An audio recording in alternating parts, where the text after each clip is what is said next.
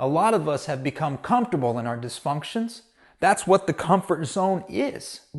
Every single time we try to step outside the comfort zone, fear hits, we freeze, and we fall back. That's why I call fear a barrier, because it stops us from reaching our full potential. So when fear hit, I fell back to my old ways, my old habits. I went back to what was comfortable. I was going back to being the shy kid. Speaking is not something that I used to be good at.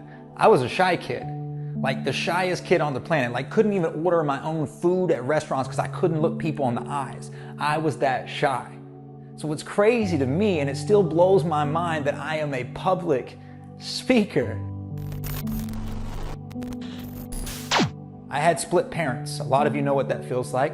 Now, a lot of you watching this video right now, you know what it's like to be in the middle. Maybe, you are between two fighting parents. Maybe you're the middle child, whatever.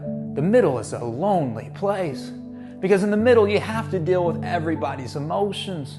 So growing up, I had to deal with mom's emotions, I had to deal with dad's emotions, and I had to just try to deal with my own emotions. The problem was, nobody taught me how to do that. I went to school just like all of you, and I learned math, social studies, science, stuff like that. But nobody taught me how to be happy. Nobody taught me how to manage my mind or manage my emotions. So I didn't manage them at all. I just suppressed them. And what I didn't know was that suppressed emotions over time, it becomes depression. So by the time I was in high school, I was already depressed. I had anxiety, insecurities, the list goes on and on and on. But despite all of my feelings that I felt on the inside, on the outside, it looked like everything was perfect. Every day I stepped out of my house with a big old smile on my face. My friends would ask me if I was okay because they could kind of see through the fake smile. And I'd say the same thing that many of you have probably said thousands of times.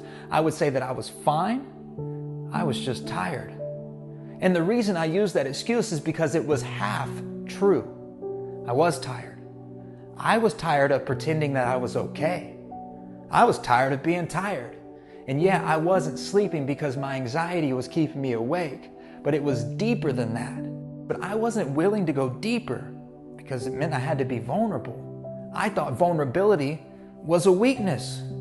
So I stayed on the surface, and I put the fake smile on my face, and I went on my way day after day after day, until finally, one day, I get a call from my best friend. He's crying, and he told me that his girlfriend at that time, she had just died by suicide. I was 15 years old. I didn't really know what to say. I was scared of what he was going to do, and I didn't know what I was supposed to do. The only thing that I knew was music.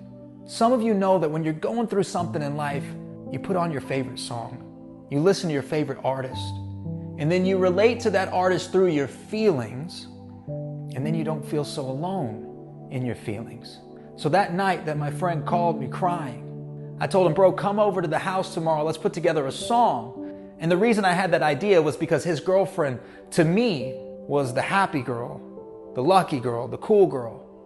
So with a sense of urgency, me and my friend, we got together the next day. We put together a song that we called Life Lessons.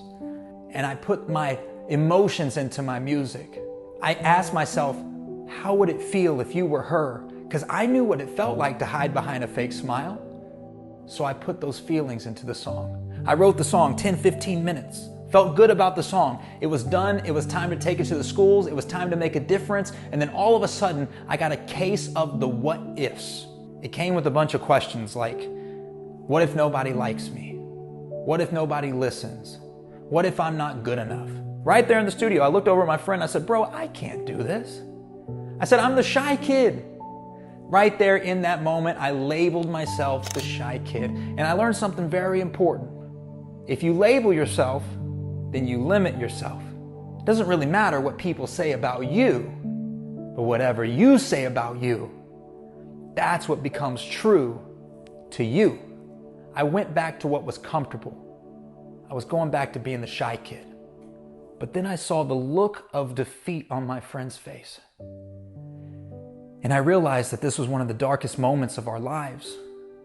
And this idea that I had to make a difference, it was like the light at the end of the tunnel, It gave us hope.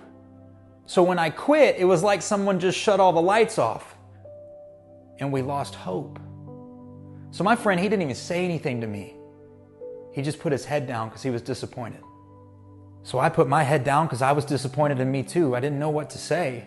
And we sat there in the studio, 10, 15 minutes goes by. We're sitting in silence. Nobody's talking. It starts to get awkward. So I just push play on the song and I had the song playing on loop. 10 more minutes goes by. He still hasn't said anything to me. And then all of a sudden, there's this random knock at the studio door. I go and I answer it. There's this random lady there. To this day, I don't even know her name. I don't know why she was there. The only answer that I have to this story is fate. Like it just had to happen. It was late. It was like 9, 10 o'clock at night. No one should have been there. She said she was walking by the studio and she could hear the music from outside.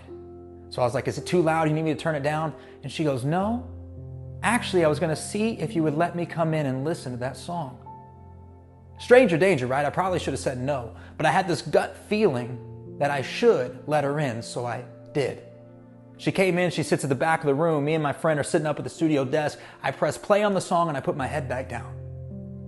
About halfway through the song, I hear the door close behind me and this lady is gone. I turned off the computer, I shut off the lights. I'm walking out my studio door to leave. I'm going home and there she was. Standing in the doorway, the same lady, but this time she had tears running down her face and she had a ring in her hand. She hands me the ring and I look down at it and on the side, in big bold letters, it says, hope. That might not sound crazy to you all because you know hope's on a lot of jewelry and stuff like that, but to me in that moment, me and my friend, we had just lost hope. Hope was all that we needed. So it weirdly made sense. She put her hand on my shoulder and she started to cry. She goes, I know you don't know me. She said, I just came into this town because I was comforting one of my friends that lost her son to suicide. She said, I live about 5 hours away and I came as soon as I heard what happened. I left my job short notice. She said, my boss, he called me on the way here. He didn't understand. He fired me. She said, I just lost my job. She said, I was going to stay with my grandmother, but you're not going to believe this. My grandmother just passed away. She said, it feels like I'm losing everything. And then she took a deep breath. And she goes, but that's okay. Because your song right there just gave me hope. She goes, I believe that's all we need. All we need is hope. And that right there became the hook of my song. And I believe that because in that moment I realized what real hope is. When I was a kid, I thought hope was like a wish. I thought it was what you said to somebody when you didn't know what to say. You know, I'm not traveling around the country telling kids, hey, I hope you graduate. No. Hope is deeper than that. To me, you are hope. I am hope. We are hope. Stephen Hawking, he had a saying, where there's life, there's hope. It's through the things in life that you go through that make you who you are, and then when you tell people the truth, it gives them hope. But here's the truth, ladies and gentlemen. The truth is not just what you're going through and what you've gone through. It also includes how you're feeling and how you're dealing with it.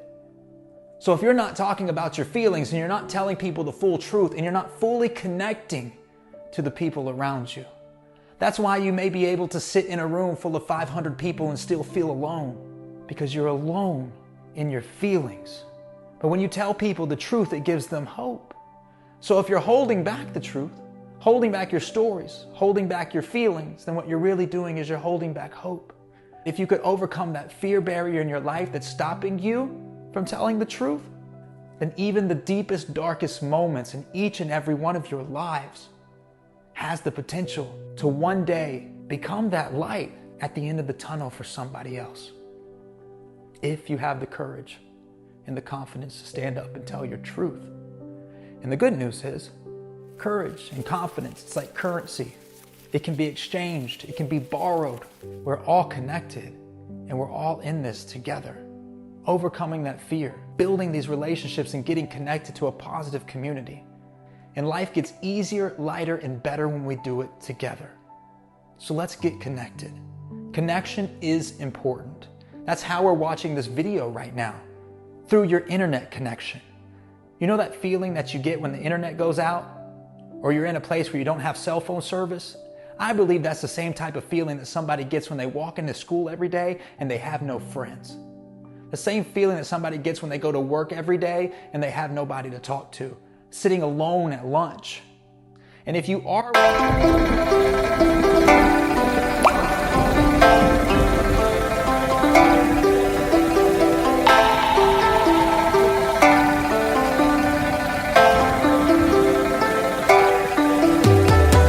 Cả buồn mà cất lời không lên, người đi mất mà nhất thời không quên. Lòng u tối dù đất trời không đêm, kể từ khi sống lấy lất đời không em. Đầu quay cuồng trong hơi men, đưa chân về nơi quen, dấu vết chẳng hề phai. Và rồi chợt nhận ra và vô tình khơi thêm ký ức bung lơi êm mà đã từng kể vai và ngồi. Chẳng cần thiết phải viết nên sử sách mà lại phải nếm trải chuyện não nề.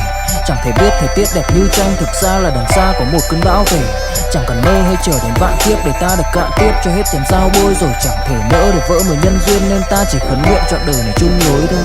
Những kẻ si mê tới điên thường mơ tưởng tới thiên đường yêu nương được tô điểm, nhưng hận tạo hóa tuyệt nhiên có ai đành bên em thành anh đài tình ta như hồ điệp vẫn mãi giữ riêng đây về giây phút khắc sâu. Chẳng yêu em mà từng chút mắc câu sầu hun hút khuất sau vẻ nét bút chót đau hạnh phúc đâu cần chỉ cho phút bắt đầu. Nhớ đến cái lúc còn gió sương vơi đầy, nhớ hình bóng người nào đó vương nơi này. Trong vài khoảnh khắc mong có được đôi tay ấy cố lau đi bờ mi khi nào thưởng hơi cay. Xa một người và bước qua cuộc đời không phải xa đi vĩnh viễn mà chúng ta chỉ tạm chỉ lấy.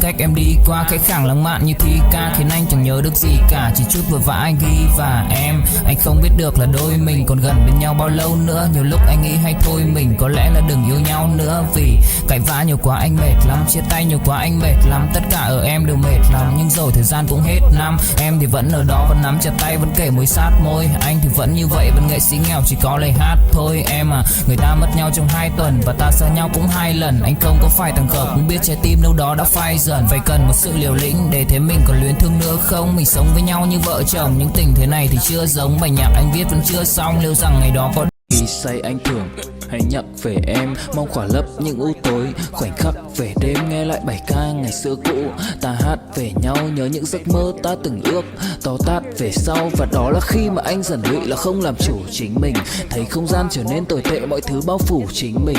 Em đâu còn như điều anh mơ, anh cũng tự nhủ chính mình. Nhưng mà thôi em, nào ai giỏi mà đủ tính tình, chẳng thể vươn tới được cành cao dù anh có nhã ý trèo. Trong cơn say mọi thứ cuồng quay anh trở thành gã chí phèo, yêu chân thành là không thay lòng dù em có như thị nở. Ý anh là em như cô Tấm nhìn em như thị nở. Đêm vắng nàng ngón tay xám vàng vì đốt cả bao thuốc lá. Căn phòng chung khi xưa nồng ấm bây giờ sao bút giá. Một thói xấu mà anh đã quen khi em không ở bên lâu. Anh thường ngồi trong một góc tối nhậu suốt cả đêm thâu. Em mang con tim anh đi đâu, khiến anh mù quáng vẫn cố sáng mỗi khi đau. Em mang con tim anh đi đâu, điều gì choáng váng để xứng đáng ướt mi nhau. Em mang con tim anh đi đâu, khiến anh mù. It's up to you. You could do that with just positive actions, a chain reaction of compassion every single day that starts with you.